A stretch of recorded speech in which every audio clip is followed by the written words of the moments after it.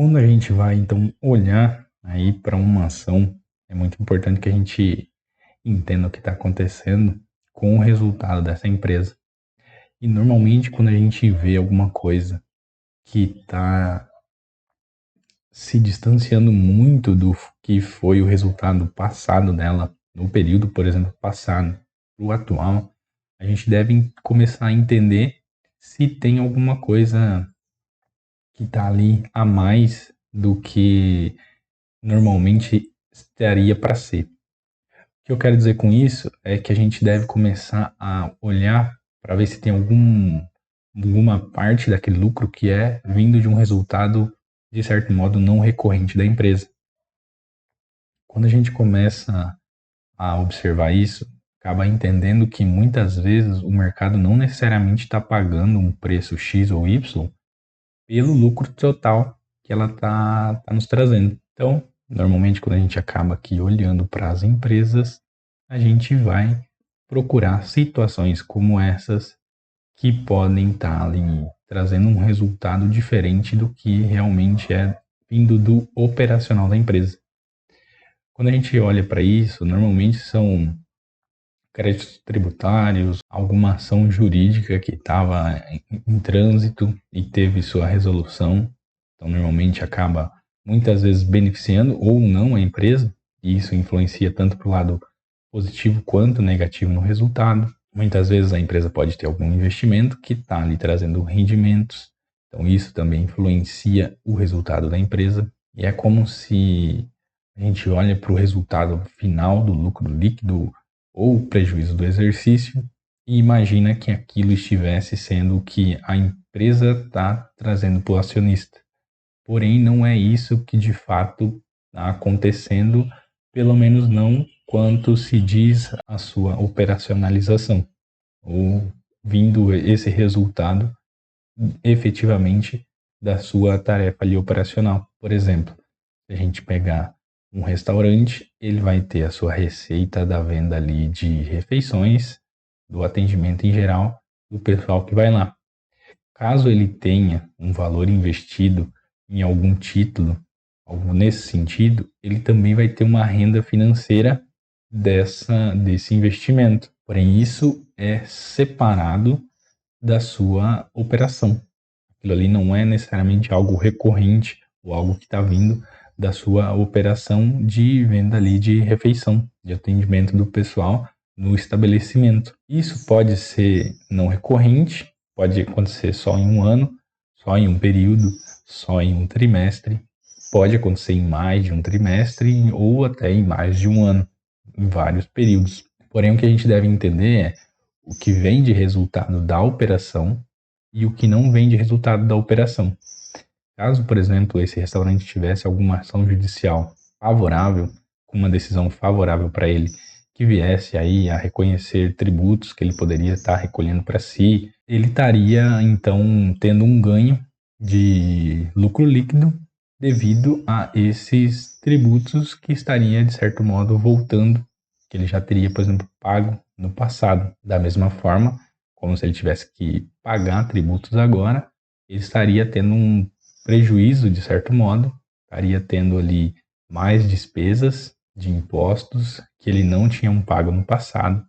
Então isso normalmente aconteceria nesse período, mas, por exemplo, para o próximo não teria. E cada empresa, cada ação que está ali, ela vai te contar essa história quando você começa a olhar para os números que ela está trazendo. Olhando aqui, por exemplo, para a Vibra, nesse ano agora aqui, o resultado que ela está trazendo, esse aqui, o consolidado dos primeiros trimestres aqui de 2024, e entender que a gente teve aqui uma receita de venda de produtos nesse ano de 127 bilhões e no ano passado de 119. Então aqui praticamente aí 9 bilhões de diferença. Um custo aqui de 121 e aqui de 113. Então também praticamente 8, 9 bilhões aí de diferença. E aqui já começa a se aproximar bastante, né? Um lucro bruto, vou até dar um zoom, um lucro bruto aqui de 6,2 bilhões e aqui de 5,9. Então já aí é bem próximo. Poderia até arredondar, por exemplo, os dois aí para 6 bilhões. Porém, se a gente vir aqui no lucro líquido, já tem uma diferença bem grande. Você vai perceber que o lucro líquido aqui está praticamente igual ao lucro bruto que a gente está tendo no ano. E aqui no ano passado, nosso lucro líquido já está bem descontado, referente a despesas financeiras, por exemplo, a impostos que a empresa está pagando. Então, o que, que acontece desse ano para o período passado? A gente pode observar que aqui já tem um ponto de outras receitas ou despesas líquidas que nesse ano estamos ganhando 5 bilhões. E no ano passado a gente teve uma despesa de 100 milhões. Dessa forma, a gente já vê que aqui é o lucro, o EBIT da empresa antes de resultado financeiro, enfim. A gente está com 8 bilhões, justamente porque estamos tendo um acréscimo aí de receitas nesse ano, que não necessariamente é da operação dela, da prestação ou venda aí de produtos e tendo esse lucro. Então, esse aumento vem num caso agora que não tinha no ano passado. Por isso, essa grande diferença aqui do resultado, do lucro líquido da empresa. E de onde é que vem esse lucro líquido? Nesse período do último trimestre, por exemplo, esse lucro líquido registrou uma evolução importante, atingindo aí 4,2 bilhões, que representa um crescimento de mais de 200% ao ano anterior. E aqui ele destaca que esse número é influenciado pelo reconhecimento da recuperação tributária. Esse trimestre teve 2,9 bilhões. Como aqui a gente estava olhando para o acumulado do ano, esse total já passa aqui de 5. Aqui é o ponto que a gente deve observar e entender, que a gente vai olhar ali para o resultado da empresa e procurar identificar o que está acontecendo. Nesses casos que há essa variação de um ano para o outro, de um período para o outro, a gente deve sim entender o que está vindo que não necessariamente é alguma coisa recorrente. Quando tem alguma coisa ali que não é recorrente, a gente deve avaliar quanto o mercado está pagando sim pelo preço, pelo valor da empresa, do resultado, vamos dizer assim, recorrente que ela está tendo. Se você for levar apenas em consideração o lucro líquido sem olhar, sem entender o que está acontecendo, você vai acabar tendo alguma certa distorção na sua análise, de forma que você vai muitas vezes achar que pode estar pagando muito mais barato ou a empresa está muito mais cara do que realmente deveria estar. Porque da mesma forma que a gente teve aqui uma decisão favorável, a gente pode ter uma decisão desfavorável para a empresa em que ela acabe, ao invés de ter um aumento no seu resultado, tenha uma diminuição, pode ter um prejuízo.